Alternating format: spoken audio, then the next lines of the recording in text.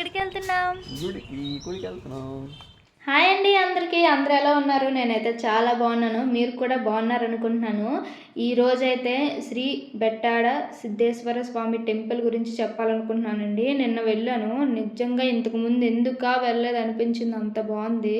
ఖచ్చితంగా full video చూడండి, ఎక్కడ స్కిప్ చేయకండి. ఎందుకంటే ఇలాంటి వీడియోస్ చాలా అరుదుగా దొరుకుతాయి. నేను కూడా నిన్న వెళ్ళేటప్పుడు ప్రత్యేకంగా వీడియో చేద్దామని ప్రతి ఒక్క వీడియో తీశాను.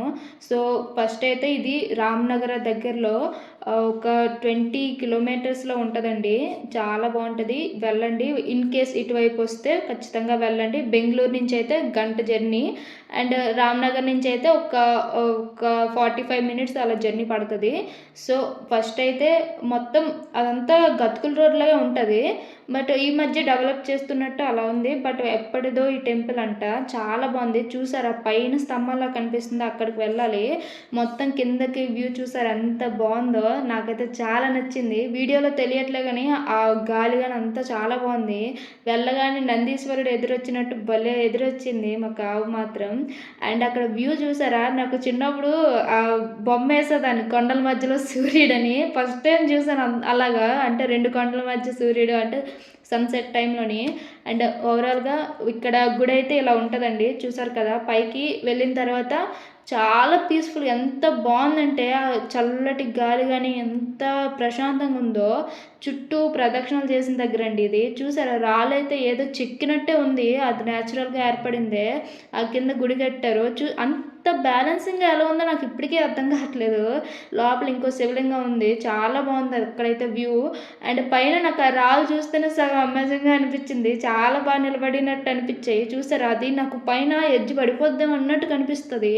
అండ్ అక్కడ కూర్చుని ప్రశాంతంగా కాసేపు దేవుణ్ణి, అంటే ఎంత పీస్ఫుల్గా ఉందంటే మనసు అంతా ప్రశాంతత అయిపోయింది అక్కడ. చాలా బాగుంది.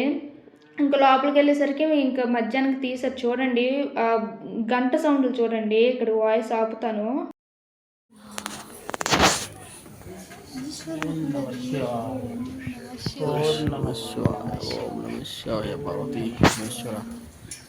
హర మహాదేవ శంభో శంకర శంభో శంకర శంభో శంకర.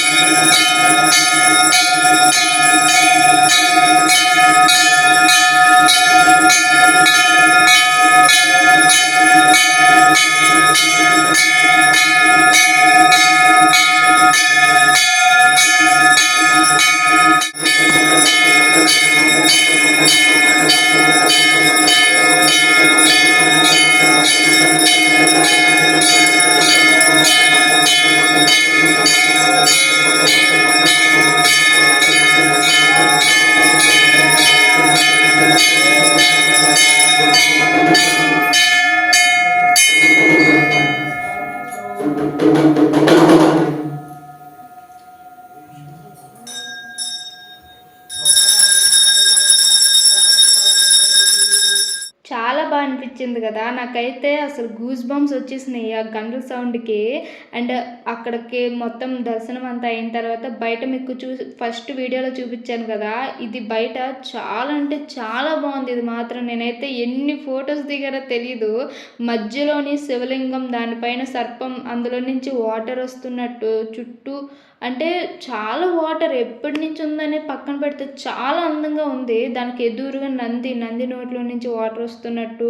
అండ్ చుట్టూ చిన్న చిన్న శివలింగాలు ఎంత క్యూట్గా ఉన్నాయో తెలుసా, చాలా బాగుంది. నేను కూడా కొంచెం వాటర్ వేసి అభిషేకం చేసినట్టు చేశాను.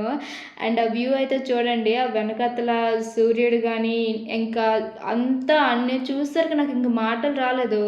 అక్కడి నుంచి అయితే గాలి ఎంత చల్లగా ఎంత బ్యూటిఫుల్గా ఉందంటే నేచురల్గా చాలా బాగుంది.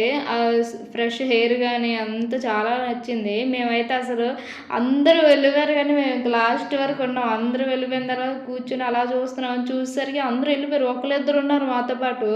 ఇంకా అక్కడ ఉండడం మళ్ళీ అంటే నైట్ జర్నీ ఉంటుంది కదా అనేసి బయలుదేరాము. చూసారు మేము ఎంత నైట్ వరకు ఉండిపోయాము. అక్కడ ఎవరు ఎక్కువ మంది ఏం కనిపించట్లేదు, చూసారు కదా. అండ్ చాలా చాలా మంచి ప్లేస్. అండ్ అక్కడ నుంచి బయలుదేరేసాము, ఇంకా నైట్ అయింది కదా అనేసి. అండ్ ఈసారి ఎవరైనా అటువైపు వస్తే మాత్రం ఖచ్చితంగా విజిట్ చేయండి, చాలా బాగుంది. అండ్ నాకు ఇలాంటి వీడియోస్ చేయడానికి నాకు కొంచెం సపోర్ట్ చేయండి అండ్ సబ్స్క్రైబ్ చేసుకోండి. ఇంకా ఎలాంటి వీడియోస్ కావాలో కామెంట్ చేయండి. అండ్ థ్యాంక్ యూ ఇప్పటివరకు సపోర్ట్ చేస్తున్నందుకు. అండ్ ఇక్కడ కర్ణాటకలో ది బెస్ట్ ప్లేసెస్ ఏవో ఉన్నాయో అవన్నీ కూడా ఎక్స్ప్లోర్ చేసి ఖచ్చితంగా వీడియోస్ పెడతాను. Thank you, bye.